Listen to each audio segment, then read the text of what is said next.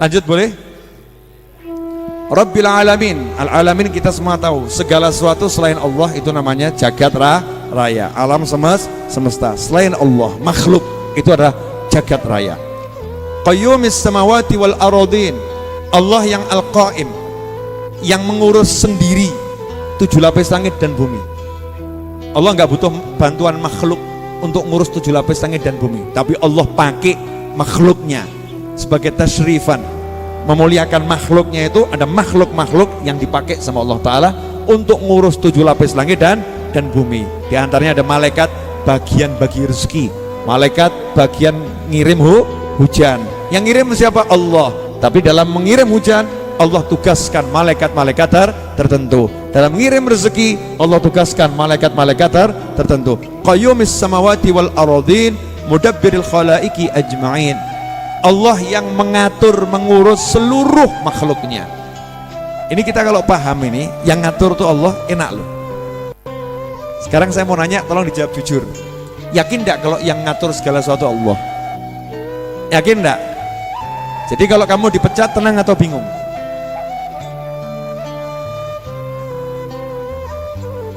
Kamu sudah berjuang, kerja sebaik mungkin, usaha sebaik mungkin, syariat sudah dijalankan, zikir wirid tidak pernah ditinggalkan. Tiba-tiba dipecat tanpa pemberitahuan, bahkan dalam surat itu ada kalimat tidak terhormat. Itu menyenangkan atau menyakitkan? Menyakitkan, ya, menyakitkan. Kalau kita paham yang ngatur jagat raya ini Allah Subhanahu wa Ta'ala, santai, tenang. Allah lagi ngatur sesuatu. Allah punya rencana buat saya. Memang saya belum tahu rencananya Allah. Saya belum tahu rencananya Allah, tapi saya yakin kalau Allah yang ngatur segala-galanya. Tugas saya prasangka baik, berarti Allah akan menjadikan saya bos. Tampaknya sudah tidak layak saya jadi karyawan. Sudah tidak layak jadi karyawan. Pulang ke rumah wajahnya tersenyum bahagia. Istri nanya, ada apa mas? Baru dilantik sama Allah untuk jadi bos. Maksud lu maaf yang kamu pengen aku selamanya jadi karyawan atau aku jadi punya karyawan? Ya pengen sih kamu punya karyawan, tapi sadar dong mas, model-model seperti kita ini kapan punya karyawan? Kamu percaya nggak sama Allah? Oh percaya sama Allah Ta'ala, saya yakin sama Allah Ta'ala. Kata istrinya, ya udah kalau yakin tunggu saja tanggal mainnya. Ya kapan mas? Sementara tanggal main nggak jelas, hutang jelas nih mas. Istri ngomong macam-macam, dia nyantai. Mam, kalau nggak percaya simak YouTube-nya Habib Novel. Allah yang mengatur segala-galanya. Iya itu mah Habib Novel. Kamu siapa? Setan bekerja, saudara-saudara. Ini yang model begini setan bekerja, bisikin itu Habib Novel, itu Syekh Fulan, itu Kiai Fulan. Kamu mah siapa? Yang ngomong begini setan. Tapi kamu jangan bilang istrimu kamu setan loh. Jangan, perang itu nanti. Kamu pahami saja ini cara kerja setan. Yang ngatur Allah Ta'ala, yang ngasih Allah Ta'ala. Yakin itu, percaya itu, tatap dengan optimis. Allah akan angkat aku jadi bos. Buktikan pada istrimu, Dik, iya, mulai hari ini aku tak mau jadi karyawan lagi. Terus mas, ya jadi bos. Nah, kapan kerja? Namanya bos masuk kantor terserah. Pusing istrinya. Aduh, daripada aku stres ngurusin suami, silakan mas dengan fantasimu. Awalnya dicibir ya, kemudian jam 12 siang, Dek ya, ayo ikut kemana?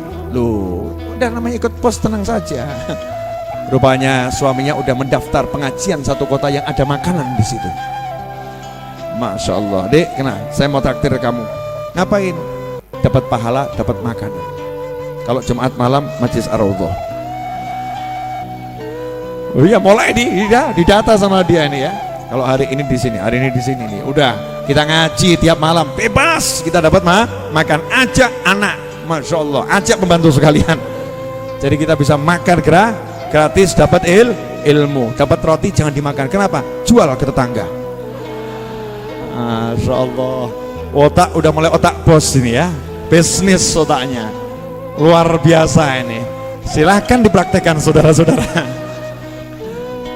Nah ini orang kalau optimis itu nggak pusing gitu loh, nyantai hidupnya. Dia tahu Allah yang ngatur.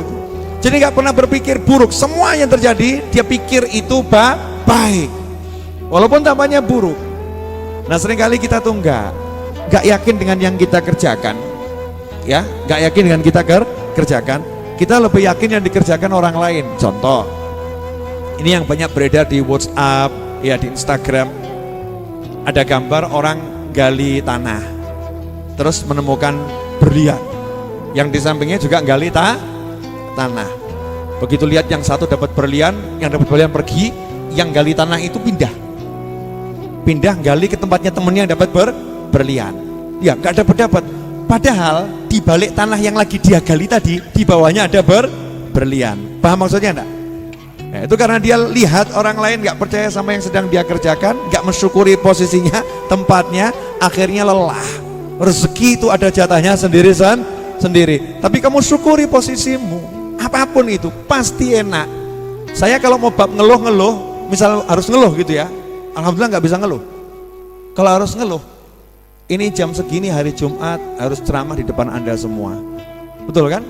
Padahal tadi ngantuk loh, bener loh, ngantuk, capek, pengen tidur ya, baru rebahan sebentar, lihat CCTV. Oh hati-hati bro, CCTV di mana-mana di sini. Ya buat relawan maksudnya.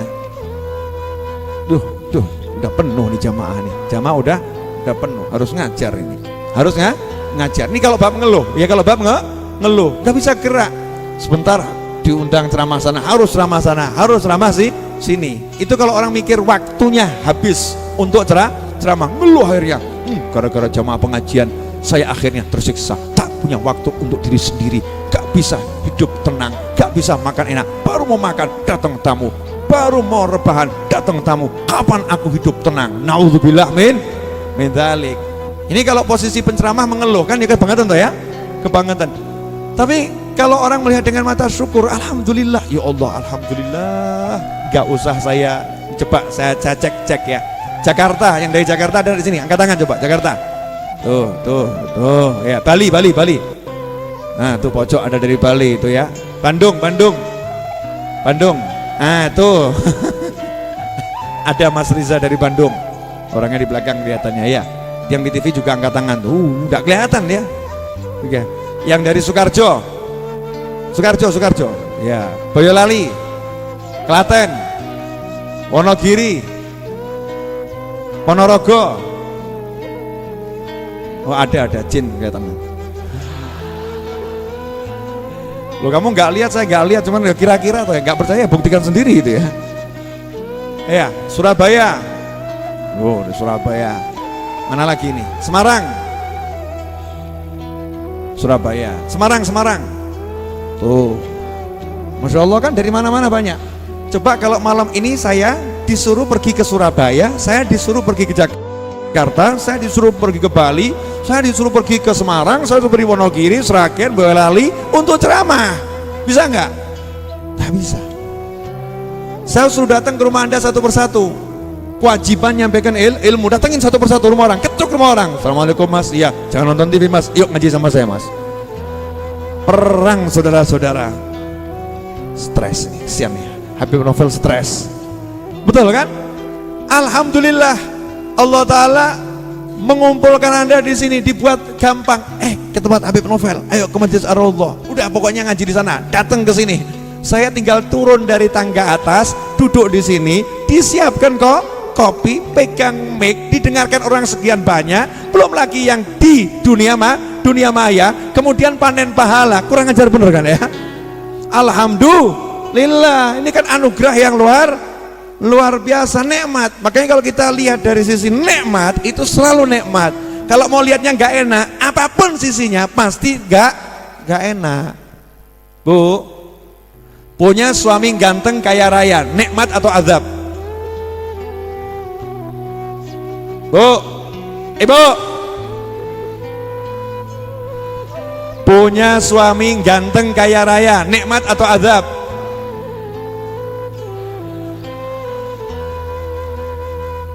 Dari sisi istri yang suka shopping, nikmat bib. Kenapa? Ditinggalin ATM dengan saldo unlimited. Keren. Sisi istri suka shopping, betul kan? Dari sisi istri pencemburu, azab Bib. Kenapa? Ya gimana Bib, jalan dikit dilirik orang, duit banyak wajah ganteng, ngapa-ngapain juga dia bisa. Stres Habib, dikit-dikit saya cek handphonenya, dikit-dikit saya tanya dia ada di mana. Begitu ada kudung merah ngikutin saya kejar itu Bib. Buat istri model begini nikmat atau azab? Azab. Jadi lebih bagus miskin jelek rupa atau ganteng kaya raya?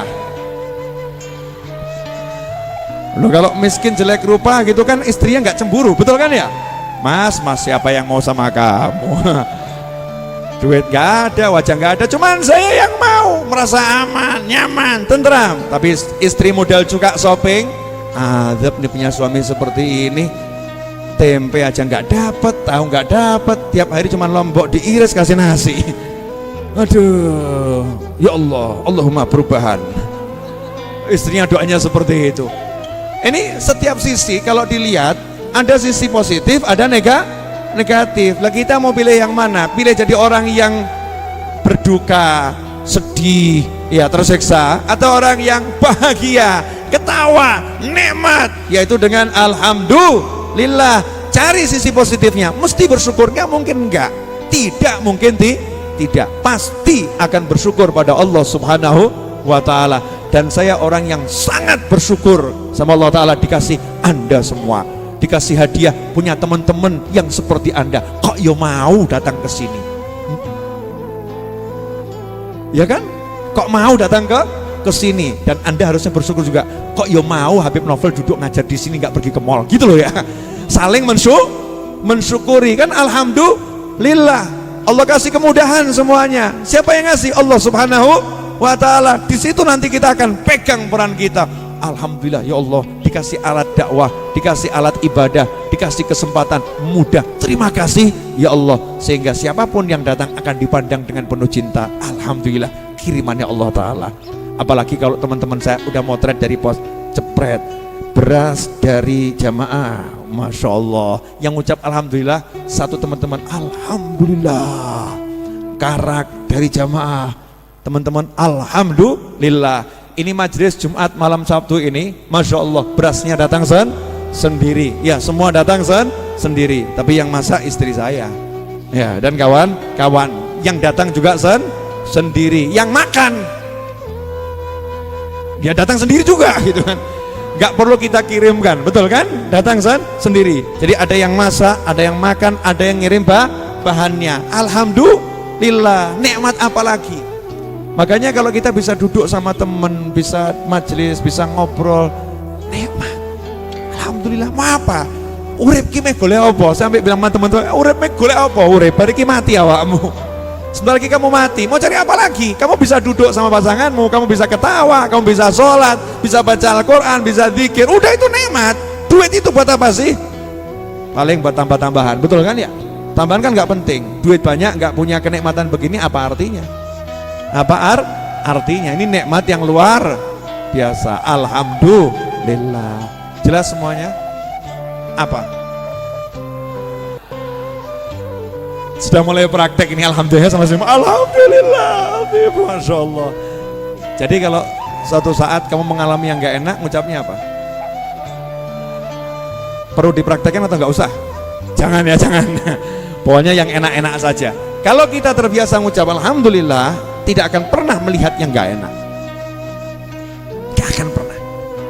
Dipaksa sama orang untuk lihat yang gak enak, tetap jadinya enak. Itu orang yang udah kenal alhamdulillah. Walaupun dia diputar sama takdir model apapun, tetap alhamdulillah. Disitulah orang yang sudah mengucap alhamdulillah, dia dapat ridhonya Allah Subhanahu wa ta'ala.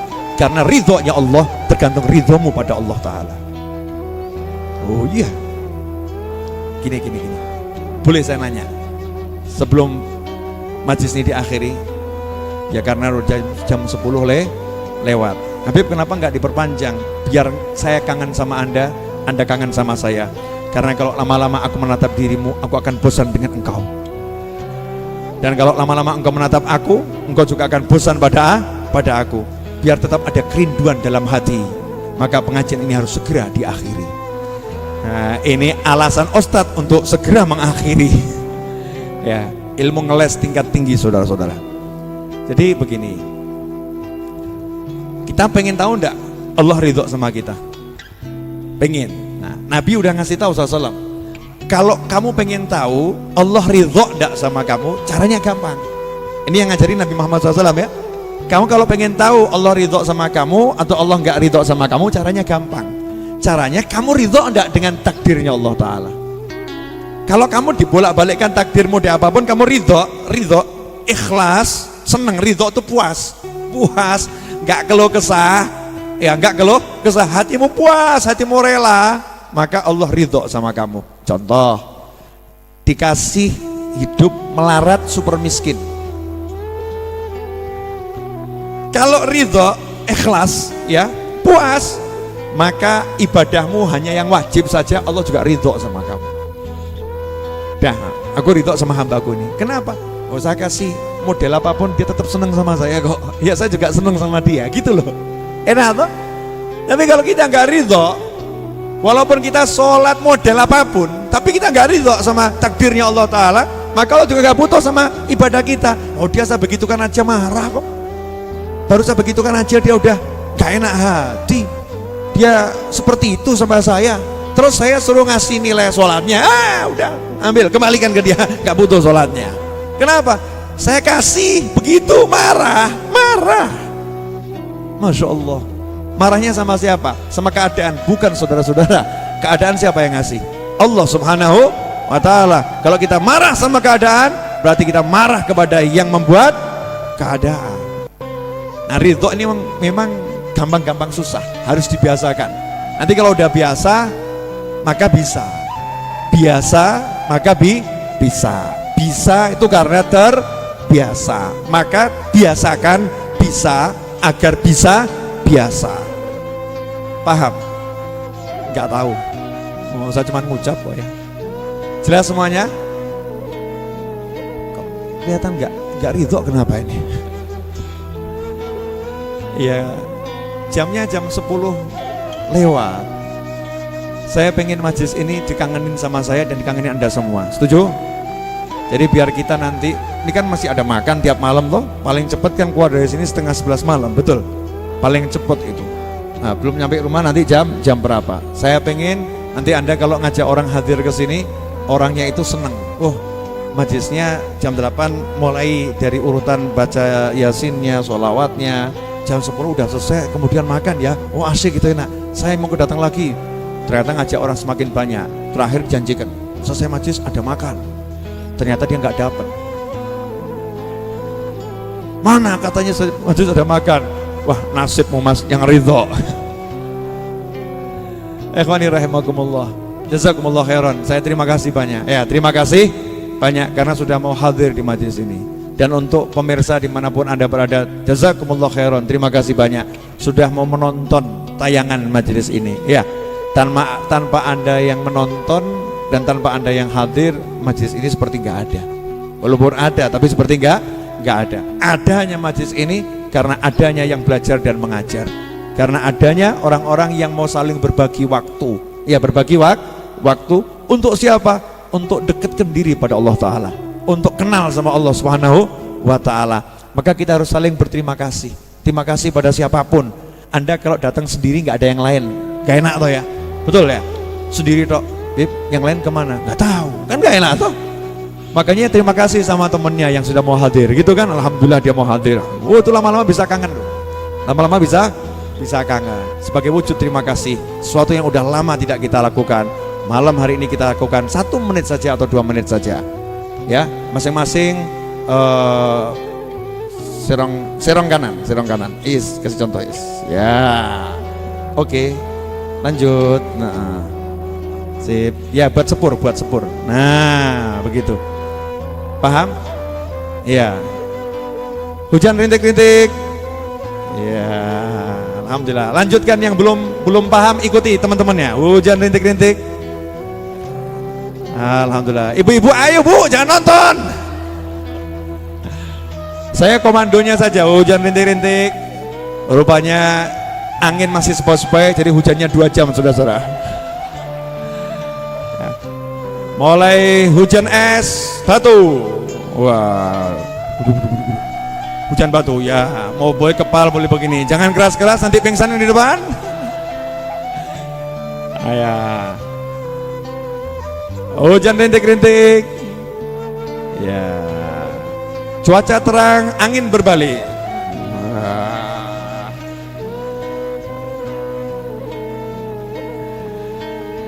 Hujan rintik-rintik. Alhamdulillah, pijet gratis. Alhamdulillah. Biasanya yang bersyukur di akhir nih waktunya lebih lama. Jangan iri dengan rezeki orang lain ya. Hujan es.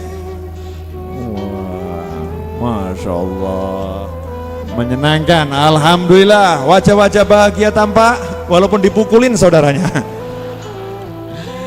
Hujan rintik-rintik. Hujannya reda, kembali pada posisi. Alhamdulillah. Seger, melek, lapar.